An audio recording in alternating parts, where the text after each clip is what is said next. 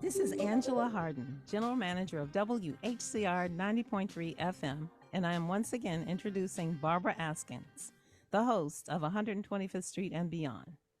Barbara is President and CEO of the 125th Street Business Improvement District in Harlem, better known as the 125 BID. Barbara successfully created the first and only BID in the Harlem community. Her public involvement strategies have led to successes such as the annual Harlem Holiday Lights and the first cultural bonus incentive in New York City to be used to shape the future of 125th Street as a cultural destination. She currently works closely with the NYPD and 12 other city agencies to foster an interagency and community involvement approach to addressing crime, homelessness, mental illness, sanitation, and streetscape improvements. Take it away, Barbara. Thank you, Angela. Good afternoon, listeners. 125th Street and Beyond is a show about the work we are doing at the 125th Street Business Improvement District in Harlem. It is also a show about the relationships we are building with city agencies, with other bids around the world, and our neighbors here in Harlem. We will be giving you updates on what's happening and addressing issues that impact the commercial district.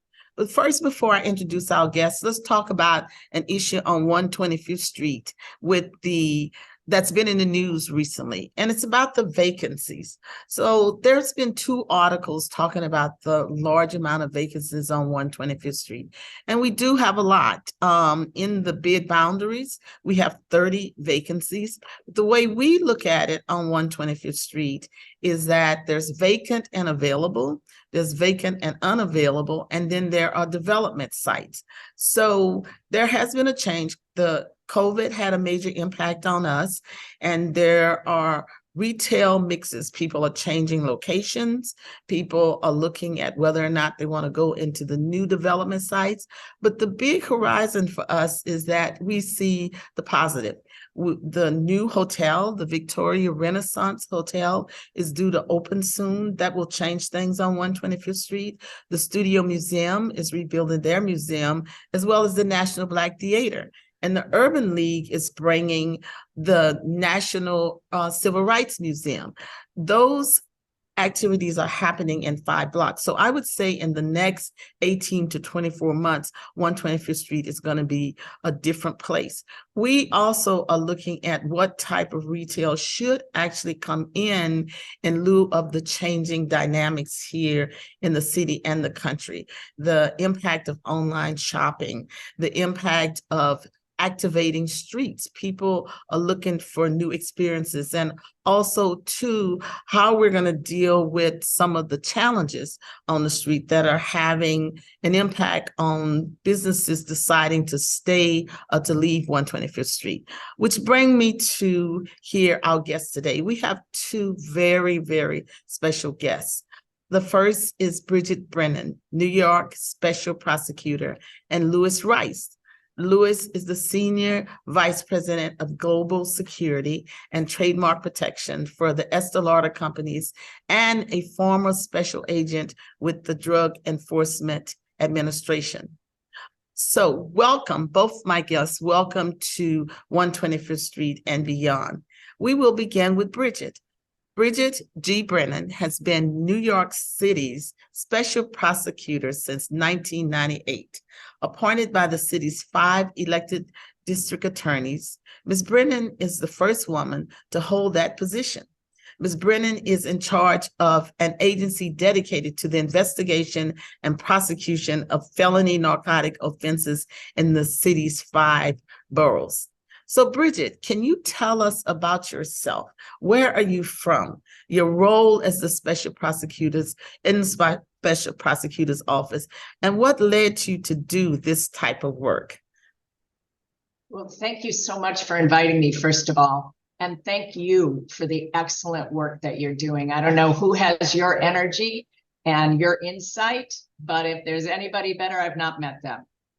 So thank you for the introduction. I'm New York City Special Narcotics Prosecutor, and as you mentioned, I've been head of the agency for 25 years.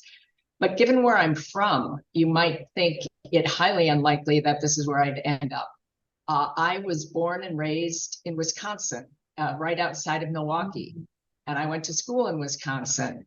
And I went to school to be a reporter. I graduated with a degree in journalism, and I worked as a television reporter. I worked my way through law school as a radio reporter. And I always intended to get back to reporting. I wanted to be a legal reporter.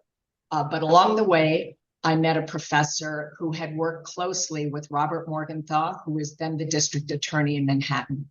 And Robert Morgenthau told him, always be on the lookout for somebody who might do a good job in my office.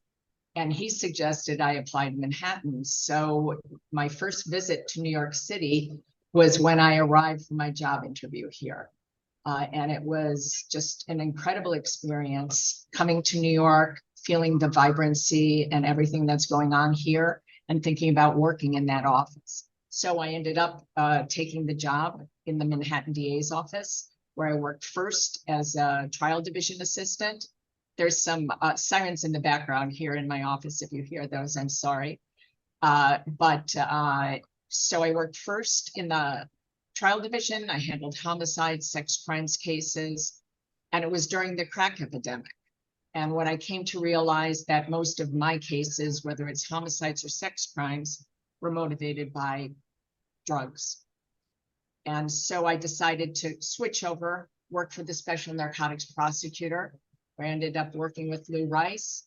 And so the rest is history. I eventually worked my way up, became head of the office, and have been involved in this job where we prosecute citywide narcotics crimes, narcotics being cocaine, heroin, fentanyl, those cases that have a significant impact on our city. And so I've been doing this work. It's all felony work. And for the most part, we focus on high level cases, but we also focus on those cases which have a big impact on our communities. And that's how we came together, is because the work we were doing with the interagency, and you came to a meeting and I didn't know who you were at that time, but when you walked in the room, everybody brought you to the head of the table. And so at the end of the meeting, you said, I don't like what I'm hearing and I'm going to help. And that stuck with me because I think that the passion, the work that we're doing, and the passion that it takes to address these hard issues. And I guess what I'm trying to bring to the table here is, as a female, and then you have a tough job incorporating this passion into trying to take drugs off of our street. And what was it that made you want to help us on 125th Street? Because literally, like you said, you do big crimes, not so much down in the neighborhoods. Well, I think that area, I've worked a lot in Harlem, and I've worked with many people in Harlem, many community groups. I've worked many cases there. And Harlem, and particularly 125 Street, is very important to our city. It's a developing commercial district, and it's going to be critically important to the city's future. I think the city's future is going to be built on places like 125th Street. And so when I heard about what was happening there and I saw what was happening there, I thought it was very important for us to put our resources and expertise to that job as well. So let me bring your colleague in, Louis Rice. And I call him a colleague because every meeting we have, you always question and say, is Lou going to be there? So Louis Rice, as Vice President of Global Security and Trademark Protection for one of the leading cosmetic companies in the world. Louis Rice Jr., 74 SVC, knows firsthand about being a member of a global society.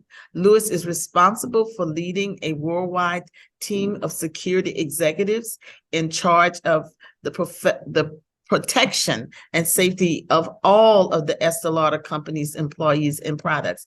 He is also co-chair of the Public Safety Committee for the 125th Street Business Improvement District, representing the MAC store on 125th Street. So Lou, can you tell us about yourself? Like where you are from and what are your experiences in Harlem and beyond?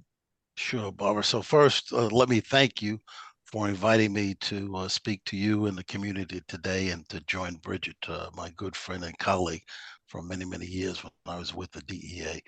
And your leadership in bringing people together in vision. It's not easy, but you are tenacious about it and it's showing great results.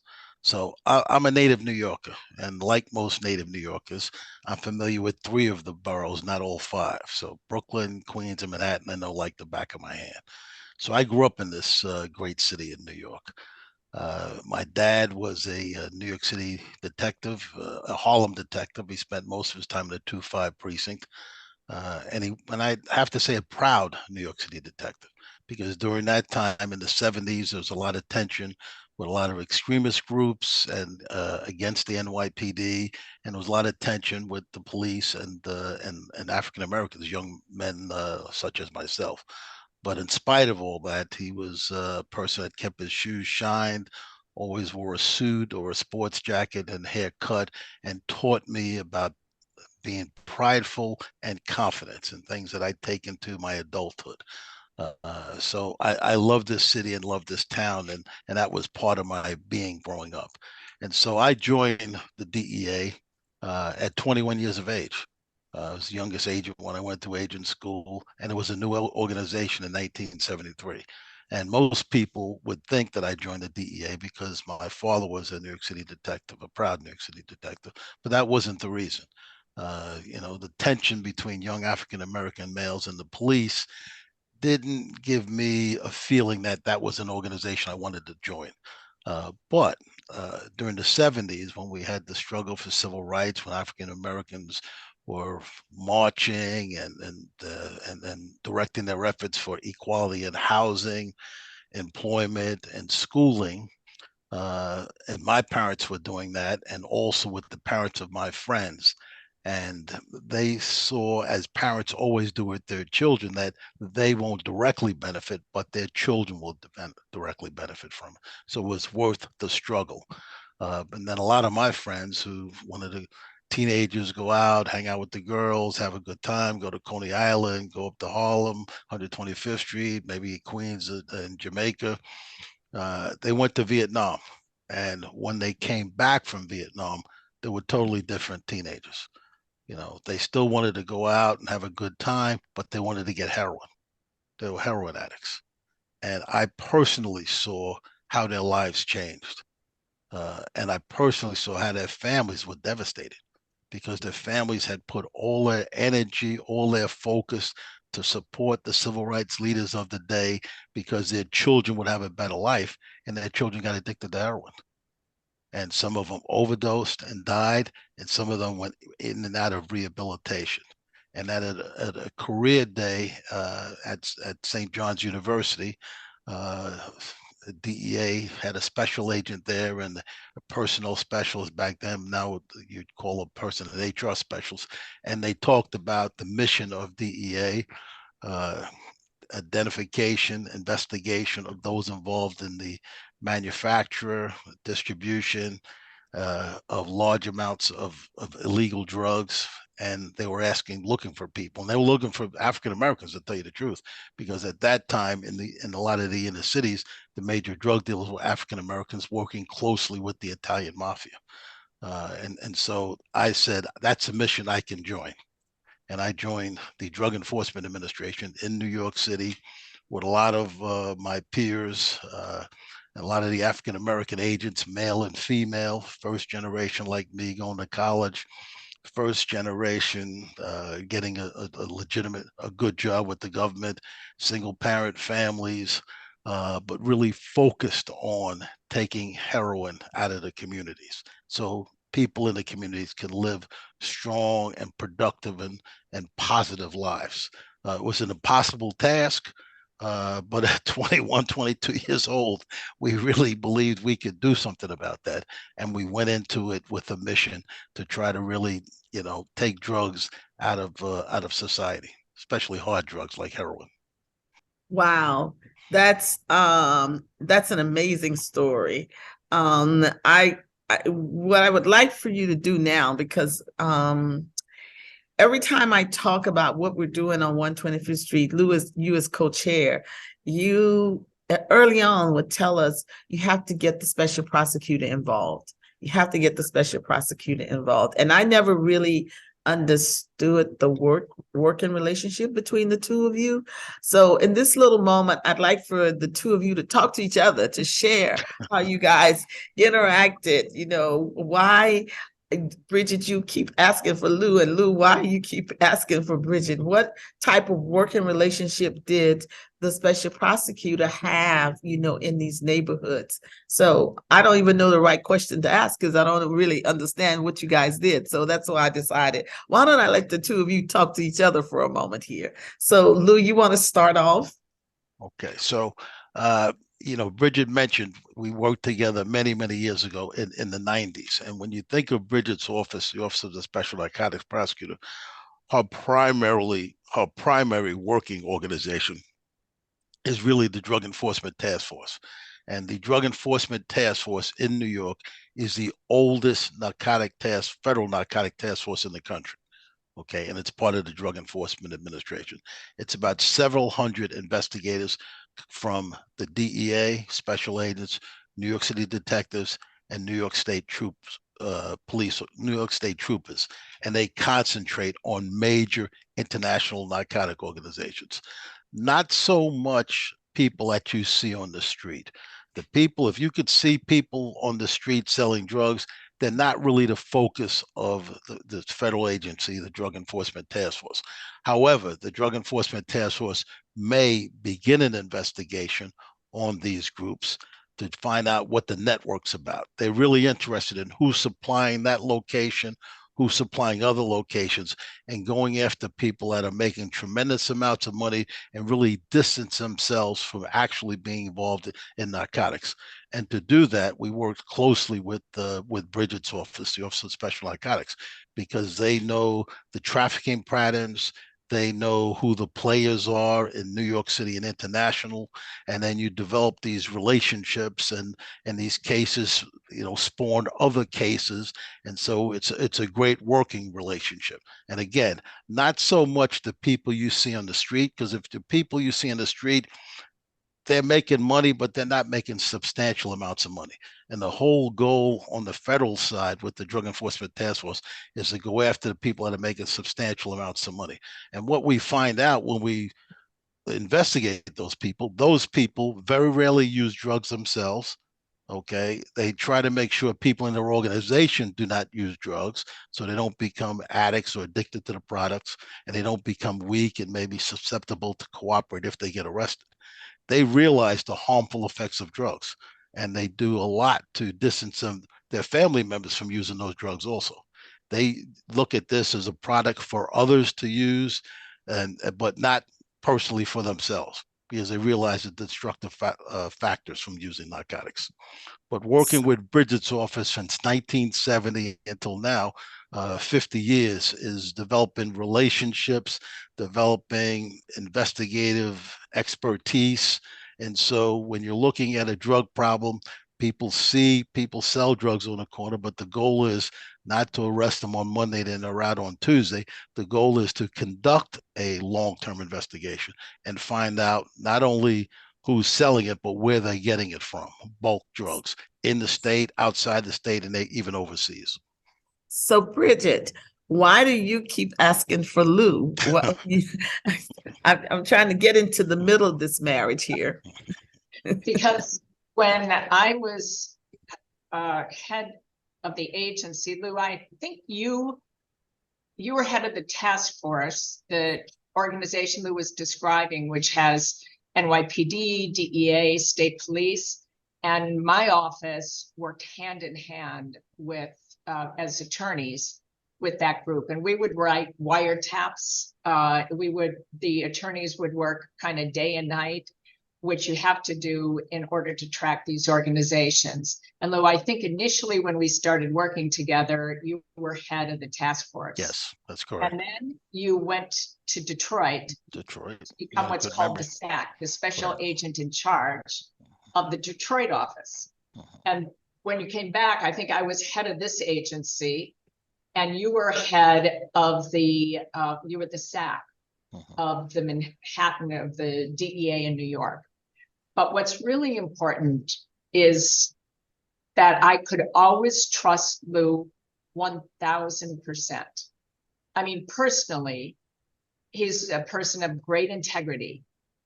His judgment is impeccable. And he would tell me both in terms of the cases we were doing, but also the politics of what was going on with the DEA, or, things that it was very important for me to know. And, when I started as head of the office, not only was I the first woman to head the office, there were no women as district attorneys. The first one was Elizabeth Holtzman. She was gone by the time I had the agency.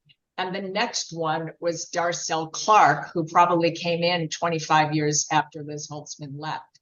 Right. So in between, it was me and the 5 DAs, and the police department, but all those agencies, primarily men dominated at that time, men in the top positions. And not that I've worked with a lot of exceptional men, but none more exceptional than Lou. And Lou was always just provided excellent guidance, excellent advice, and I could trust him 1000%. His judgment was just solid. And you need that. You need to work with people like that when you're doing both these kinds of cases and this kind of work, and working with so many different agencies. So thank you very much, Bridget and Lou. We are going to take a station and music break. And when we return, we will talk more about the work that is being done and are needed on 125th Street to address drug activity that has been identified. You are listening to 125th Street and Beyond, 90.3 FM. You are listening to 125th Street and Beyond on 90.3 FM. I am your host, Barbara Askins. We are having a great discussion with New York City Special Prosecutor Bridget Brennan and Louis Rice, Senior Vice President of Global Securities and Trademark Protection for the Estee Lauder Companies and former Special Agent with the Drug Enforcement Administration, DEA.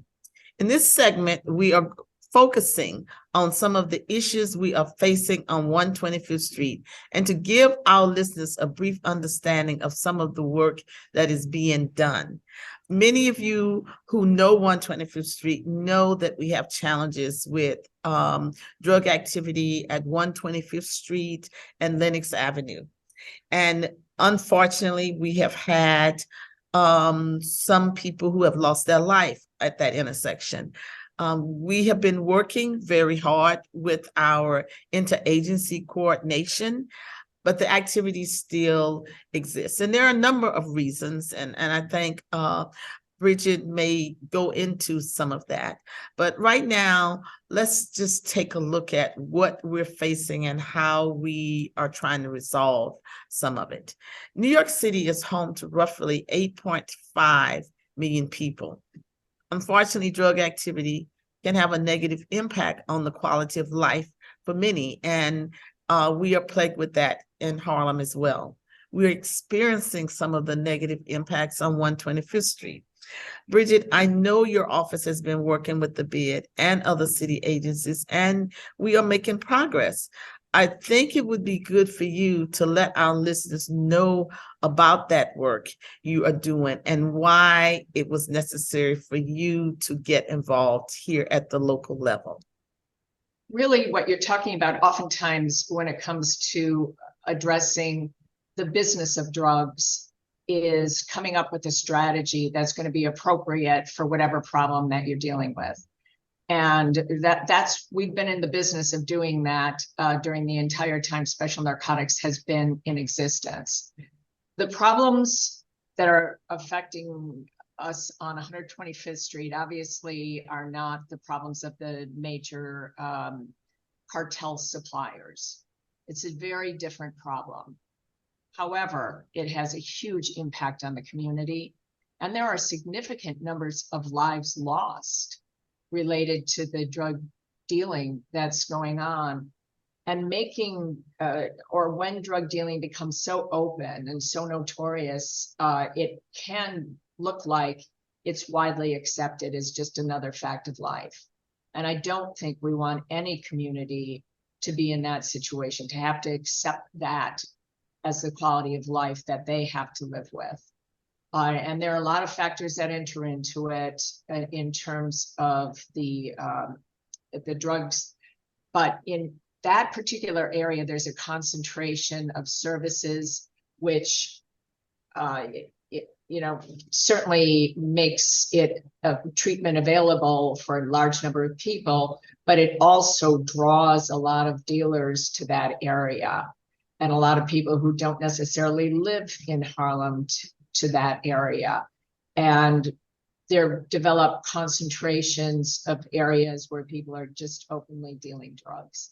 And so we've worked with the precinct, the local precinct there, to identify those areas. And we just kind of relentlessly, in a sense, work with them and prosecute people as appropriate. Now, the good thing is nowadays there's many opportunities for people who are dealing drugs for reasons other than just to make money, to avail themselves of treatments, various programs, and those are offered as well. But what we find in that area is we just need to keep at it to disrupt the trade and make it not worthwhile to be dealing on 125th Street and kind of establishing boundaries there. And in order to do that, we just keep it up.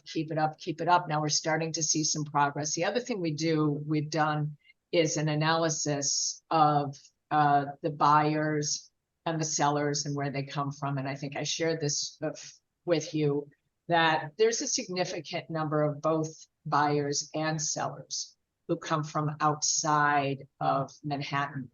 And so it's a citywide marketplace. That's when we talk about a citywide drug marketplace, that's what we're looking at. And so we're using our strategies in order to just disrupt it as much as we can, and make it costly to operate there, make it inconvenient to operate there. And, eventually when people are arrested many, many times, 4 or 5 times, they are facing oftentimes jail sentences, or they know they're at the end of the line after they've had all these other opportunities and not availed themselves of them.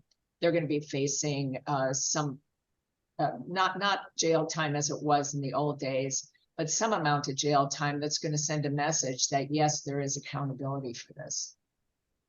And I thank you for the Harlem community, because the people in the community also see that it had become a marketplace.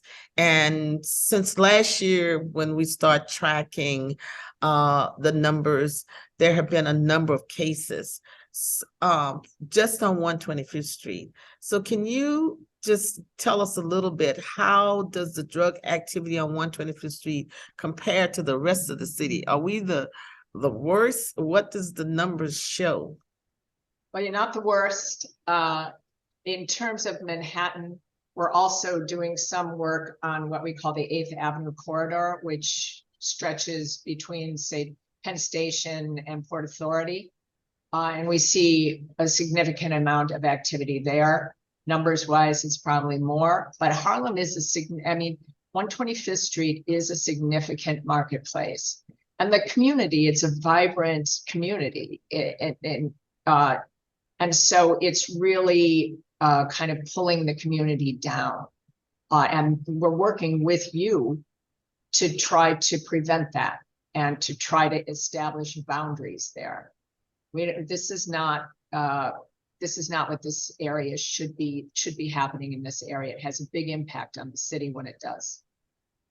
Yes, and again, much thank you, many thank yous, because we know that it's not going to go away overnight. It didn't get that way overnight, and your commitment is very appreciated. We're going to dig a little bit more into the work that we're doing with the interagency collaboration, and what that is identifying the different type of activity that tear 125th Street down, and then identifying the agencies that work with those issues and pulling them together to come up with new strategic ways to try to eliminate those negatives.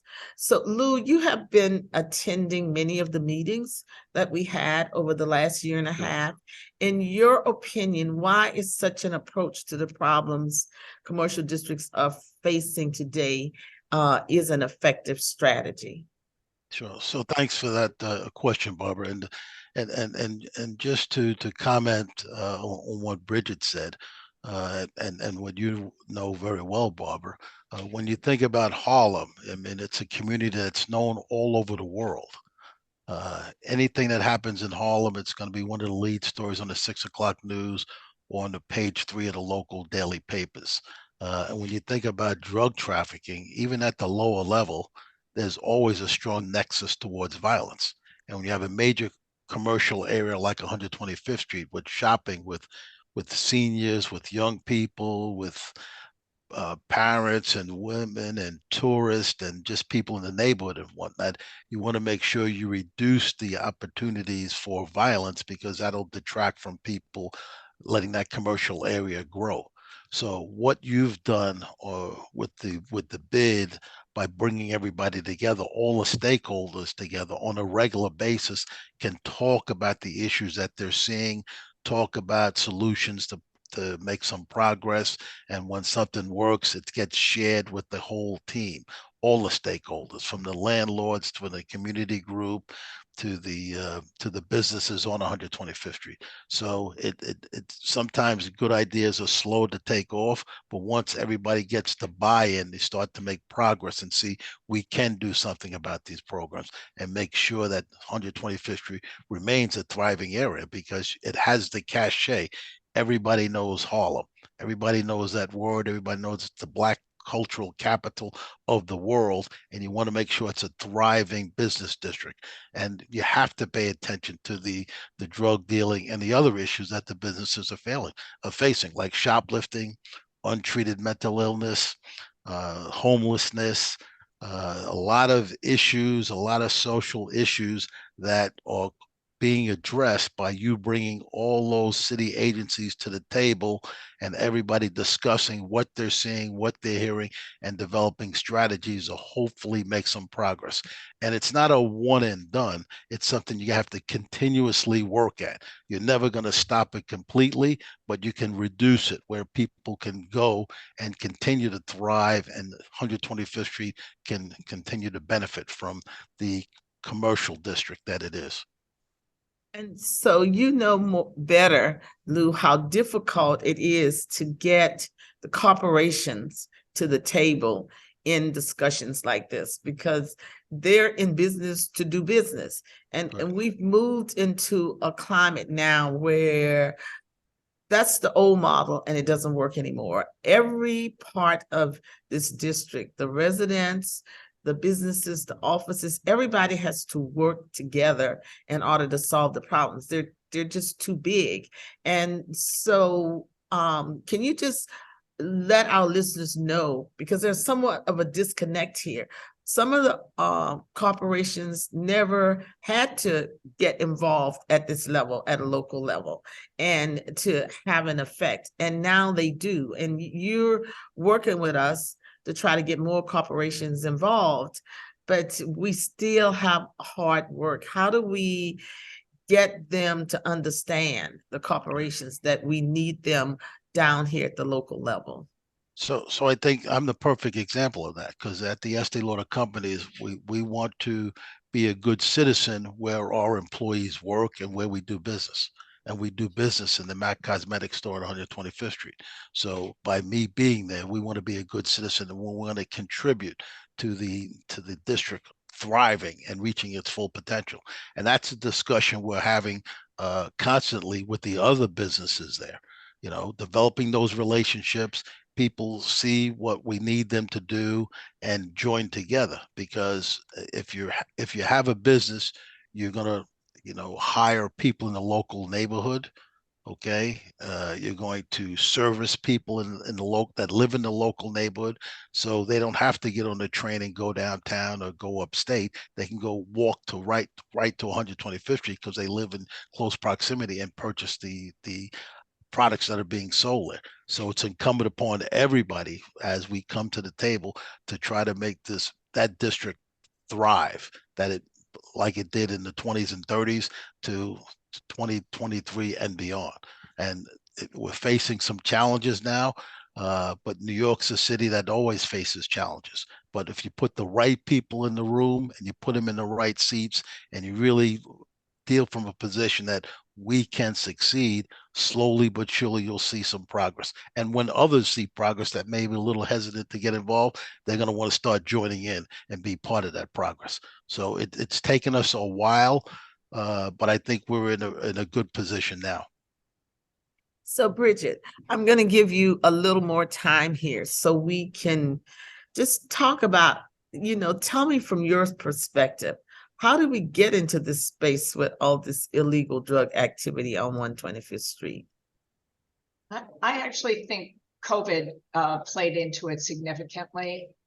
During COVID, a lot of people just stayed off the streets. They were in their homes, and it kind of left the streets open to people who are up to other things, to the drug dealers to set up. And I also think a lot of people got displaced during that time. We've had significant issues with homelessness and mental illness, which became exacerbated during that time. So it all kind of, you know, pulled together into this situation that we're facing today.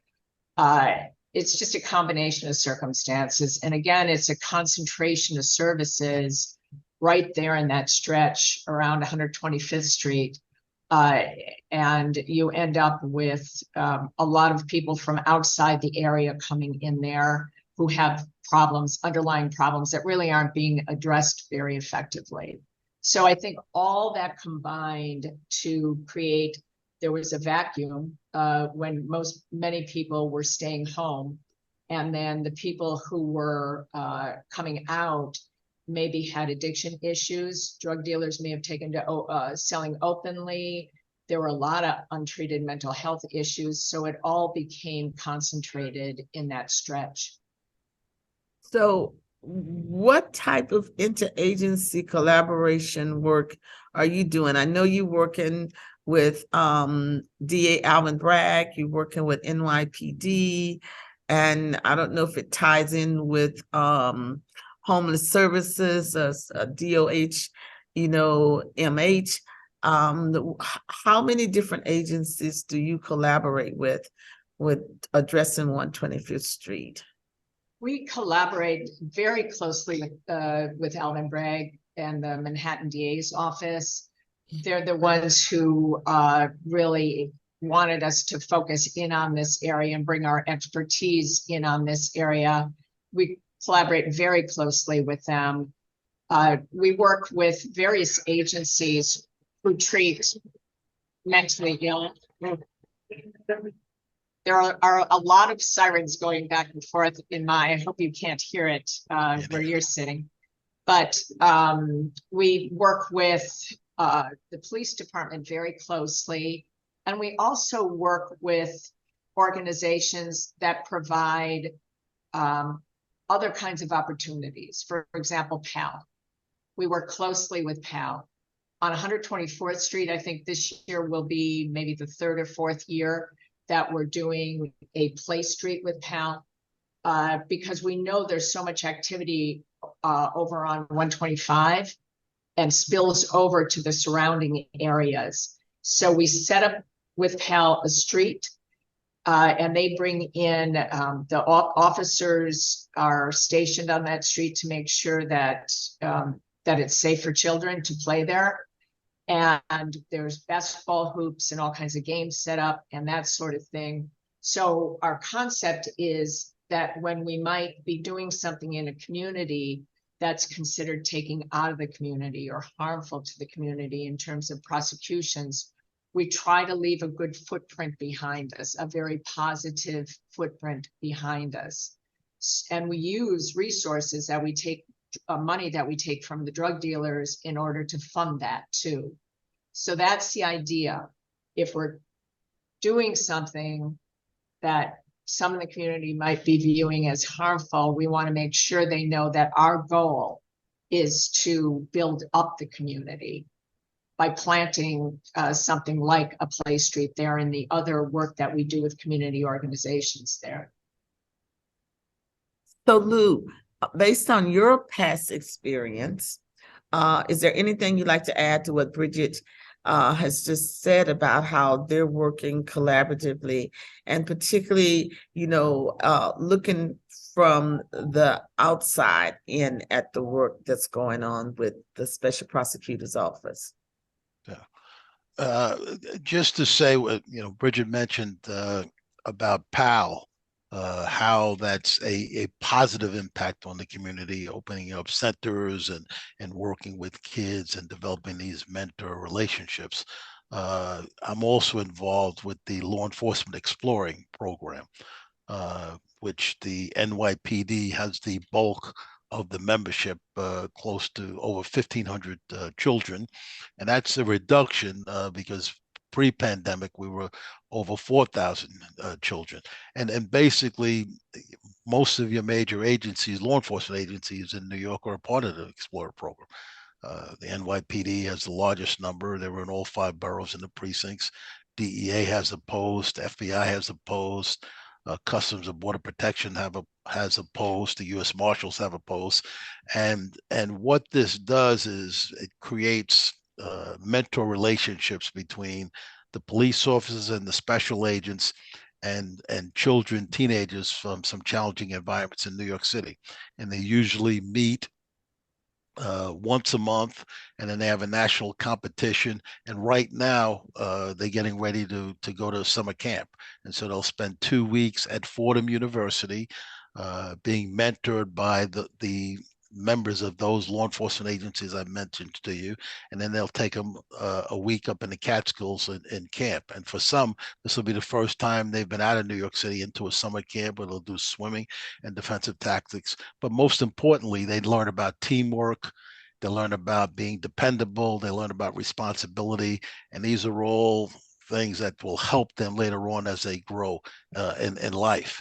And I always tell people, and if you're fortunate enough to know somebody in the police department, ask to get an invitation to see the Law Enforcement Explorer graduation at the police headquarters. And that auditorium is filled with teenagers from New York City and their parents from New York City.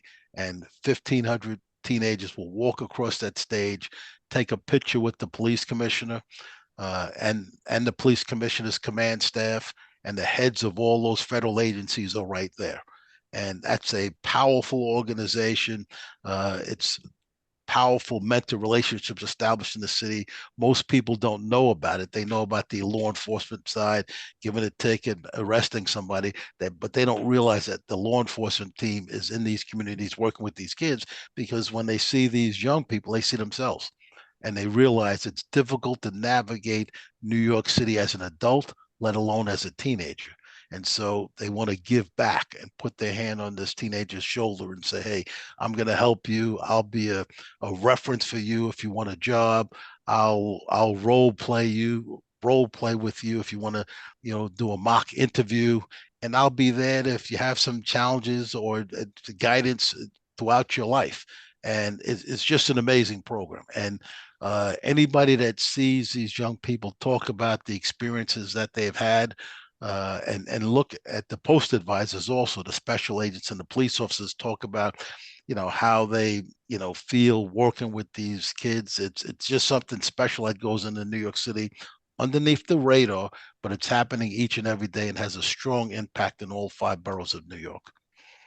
So, Bridget, I've been to the special Play Street last year. It was actually my first time going, and it's a big deal. It's a big Play Street. So, how can others get involved? I know it's coming up, and I'm asking at the maybe at a late hour, but maybe this is something businesses can get involved in going forward. And also other community members. I went down there and I saw games that people were playing, the politicians come out. Just tell us a little bit more about the different activities and how to get involved. Well, there's sports activities like basketball and that sort of thing, but there's kids playing chess, there's kids doing all the kinds of things that kids love to do during the summer, all kinds of games, all kinds of activities. And the police department just makes sure that the security is maintained, but it's representatives from the Police Athletic League from PAL, which is it's a not-for-profit organization, and they're the ones who are staffing it and supporting it. So anybody who's interested in doing it just needs to get in touch with PAL. It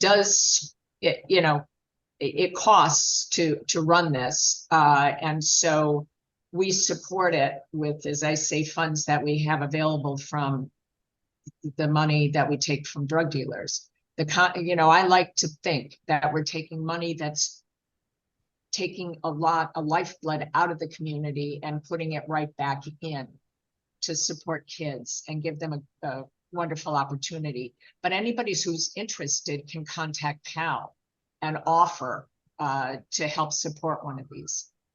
And how long does it run? It's more than one day, right? Oh yeah, I think it runs 4 weeks, if I'm remembering right. 4 weeks. Gotcha. And so, Lou, I want to talk a little bit more about the Explorers, because you and I, as Chair of Public Safety, but also you've been supporting the Harlem Holiday Lighting. And this year, we're exploring ways to get the Explorers involved with holiday lighting in a combined corporate give back and using the Explorers to help us make that happen. You want to share your vision? This is something that we're working on, Bridget. So we're going to throw it in the universe so it can, come into fruition. Sure. I mean, it would be perfect for the Explorers because part of their commitment to the program is to do volunteer work in the community. And I couldn't think of a more noble event for them to volunteer for than holiday lights, which the floats and the give backs, and it's a festive occasion. It's a lot of positive energy as the floats go through Lenox Avenue and Adam Clayton Powell and Frederick Douglass, and the people are out in the senior citizen centers, and people are on the street, and young boys and girls clapping, and the celebrities up there, and the music. The Explorers can play a definite role in that, and that's part of what they're giving back to the community. To show that this city works at all levels, that there's something for everybody, from young people to middle-aged people to senior citizens, that we're all working together. And that's the special thing about New York, and especially around the holiday time in a community like Harlem, as we come near the end of the year, and it's the holidays, and we celebrate with family and close friends and keep that positive energy going. So Lou and Bridget, our theme this year, because we're celebrating 30 years, and so our theme is celebrating our youth. And this year we want holiday lighting to bring really a lot of attention on the youth. And I know that both the corporations as well as the Special Prosecutor's Office, you guys have parameters that you need to work in, but we're going to start early to figure out how we can work more closely together to make sure this is a great event for our young people. I want to thank you so much, and I want to also give you final words. So Lou, you go first. Give us your final words on this and your prediction for where we're going with cracking this illegal drug activity on 125. So first of all, I want to thank you for inviting me, Barbara. I could share some of my thoughts, and then thank you publicly to the audience of what you're doing, bringing everybody together. It's not easy, but you have the vision and the leadership skills, and all the agencies are coming together from the public sector and the private sector, and also to be joined with Bridget, a person that I go back with 25 years when we were dealing with some very serious issues when I was with DEA and Bridget was a special narcotics prosecutor, some very serious issues in New York City in terms of drug trafficking, major drug trafficking, and the intended violence that goes with it. But we're in a very good place now. New York is always a city in motion. But we have the right people in the right positions, and we're moving in the right direction. And it's never going to happen overnight, but as New Yorkers, we know that, but we don't give up. And we know it's difficult, but difficult doesn't mean impossible. But we got the right people in the seats where the momentum is shifting in the right direction. More people are coming to the table, and success breeds success. So we just need to stay focused and stay the course and keep moving forward. And with your leadership, Barbara, we're going in the right direction. I don't know how you have the energy to do this each and every day, but you're doing it, and you're bringing others along with you also. So thank you. Thank you, Lou. And so, Bridget, we're going to close with you. We want to hear your final words. It's great to see such a glamorous prosecutor.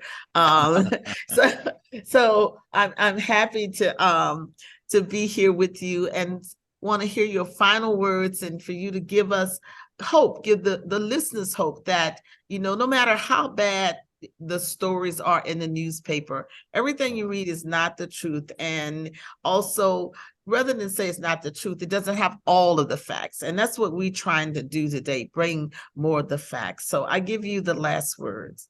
Thank you so much. And thank you for everything you do for not just Harlem, for the city, and for all of us. I don't know. I agree with Lou. I don't know where you come up with the energy, but you hold our feet to the fire, as you should.